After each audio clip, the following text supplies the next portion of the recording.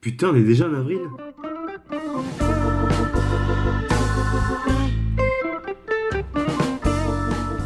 Salut tout le monde, c'est Julien et bienvenue dans cette après-séance rattrapage parce que je n'ai fait aucune vidéo depuis janvier et, et ça craint. Du coup, je vous présente mes excuses, c'est juste que ces derniers temps, il y a eu beaucoup de démotivation, il y a eu beaucoup de blablabla dans ma vie privée et compagnie. Je ne vais pas vous étaler ma vie, c'est juste que, voilà, je n'étais pas motivé à faire de vidéos. J'ai sorti deux MAD, et puis ça continuera. Et là, je suis de retour, tout simplement. Oh putain, j'ai vraiment une sale gueule. Sans plus attendre, nous allons parler de Insidious 4.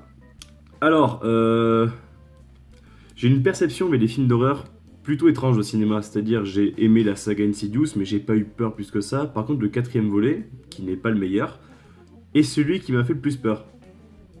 Parce qu'au cinéma, j'ai peur de tout et de rien, genre j'ai eu peur de voir Annabelle. Rien que ça. Donc Insidious 4, ben, c'était pas mal. Le scénario est bien branlé, ça fait le taf, hein. Je l'ai vu une fois, je pense pas que je le reverrai une deuxième fois, mais c'était pas mal. C'était pas mal du tout, c'était bien foutu. Et j'ai eu peur, j'ai surtout eu peur.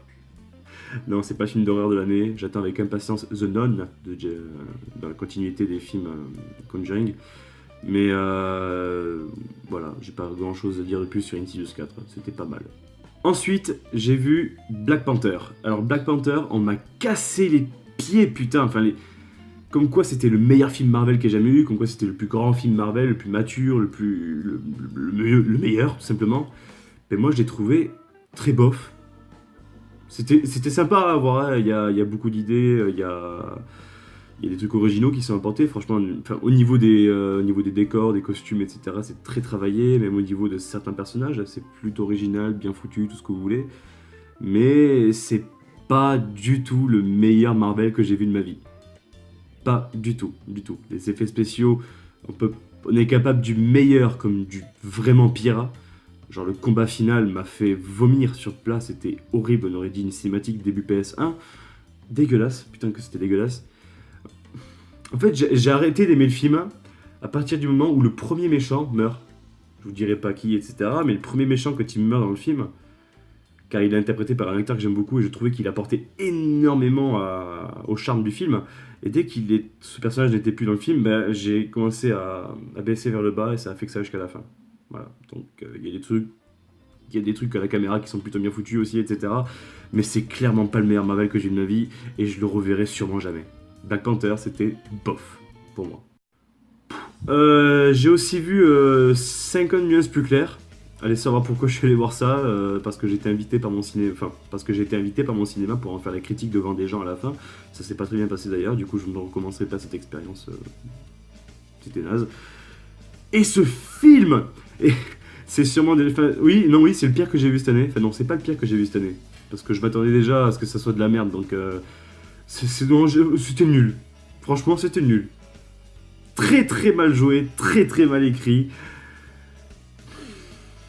Non, bah non, non, ça n'a aucune utilité ce genre de film, à part faire jouir les couples qui sont en manque de cul. Sinon, ça n'a aucune utilité. Non, c'est naze. Ensuite, j'ai vu Le Retour du Héros avec Jean Dujardin. Plein de gens m'ont dit, ne va pas voir ce film, c'est une grosse merde. Toi qui n'aimes pas les comédies françaises, ça ne va pas faire l'affaire. Et moi j'ai dit, ouais, mais il y a Jean Dujardin à l'intérieur. Et j'aime vraiment beaucoup Jean Dujardin. Et ça a marché sur moi, ce film m'a fait beaucoup rire. C'est pas le film de l'année, c'est pas la meilleure comédie que j'ai vue cette année, ni la meilleure comédie française tout court. Mais ça a fait le taf. C'est-à-dire au milieu d'une époque où on fait des films juste tellement racistes, comme Qu'est-ce qu'on a fait au bon Dieu, ou À bras ouverts, ou des conneries du genre, avec même des suites ratées comme Les Visiteurs 3, ou des adaptations pourries comme Les Profs. Là, on a un film qui est plutôt frais, qui ne se veut pas prétentieux non plus, et qui est totalement débile à assumer. Et moi, l'humour de Dujardin, j'adore. Franchement, j'adore. Et ce film m'a fait rire. Donc, Le Retour du Héros, bah ouais, c'était cool. Ensuite, j'ai vu Tomb Raider. Tomb Raider, je n'attendais pas spécialement beaucoup, et ben j'ai rien eu. C'était sympa. c'était sympa. C'était sympa. On passe 2 petites heures sans grosse prétention, ben, je sais pas. Certains effets spéciaux sont plutôt ratés.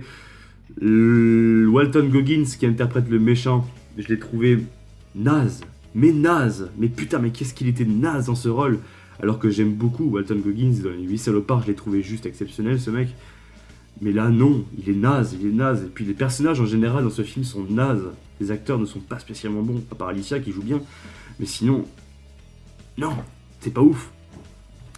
En fait, j'ai rien dit. Il est pas sympa le film, il est juste pas ouf. Il y a juste 2-3 scènes d'action qui sont, ma foi, plutôt bien branlées. Mais c'est tout. C'est tout. Tomb Raider, c'est pas ouf. Non. J'ai envie de dire, même je préfère, niveau fidélité aux jeux vidéo, je préfère les vieux films avec Angelina Jolie qui sont pourtant bien merdiques. Ouais. Ensuite, j'ai vu ce qui sera sans doute le meilleur film de l'année pour moi. On verra. Ready Player One, de Steven Spielberg. Oh putain, ce film. Ah, c'était énorme. C'était vraiment trop cool. Putain, c'était... Ah putain, cet amour pour le cinéma.